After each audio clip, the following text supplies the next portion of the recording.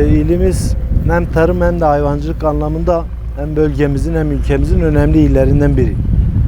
Sahip olduğu 3,5 milyon dekar tarım arazisi ile yine sahip olduğu 410 bin büyükbaş hayvan, 1,5 milyon civarında küçükbaş hayvan varlığı ile bölgemizin, ülkemizin önemli illerinden biri tarım hayvancılık anlamında.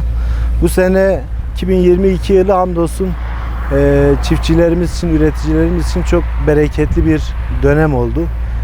Şu an Ağrı'da arpa ve buğday hasadı anlamında %80'ler civarında hasadımızı tamamladık.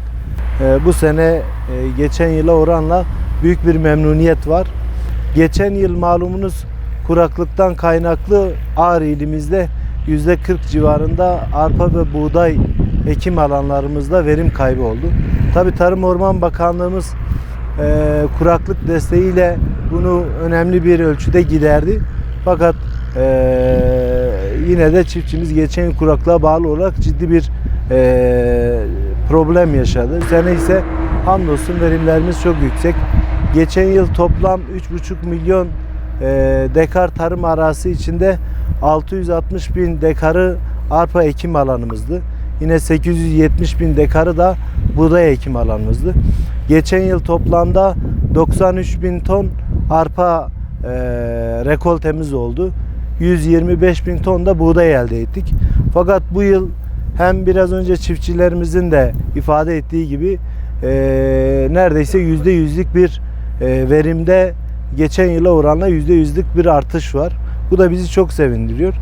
Bu sene rekolte olarak arpada beklentimiz geçen yılın %100 daha fazlası, 2 katı 180 bin ton civarında arpa rekoltesi bekliyoruz. Buğday için de ortalama 215 bin ton civarında buğday beklentimiz var. Dediğimiz gibi yani bu sene çiftçilerimiz için bereketli bir sezon oldu. İnşallah bundan sonraki yıllarda da aynı hayır, aynı bereket devam eder diye temenni ediyoruz. Geçen seneye nazaran hasat iyi. Hasattaki oran geçen seneye nazaran güzel yani. %70, %80 geçen seneye nazaran bir ürün var. Ben bu sene 15-20 tona yakın bir tohum ektim.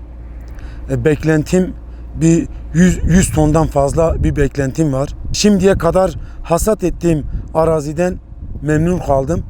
İnşallah geri kalan da aynı şekilde güzel olur. 100-120 ton arası bir ürün rekoltesi bekliyorum. İnşallah hayırlı olur.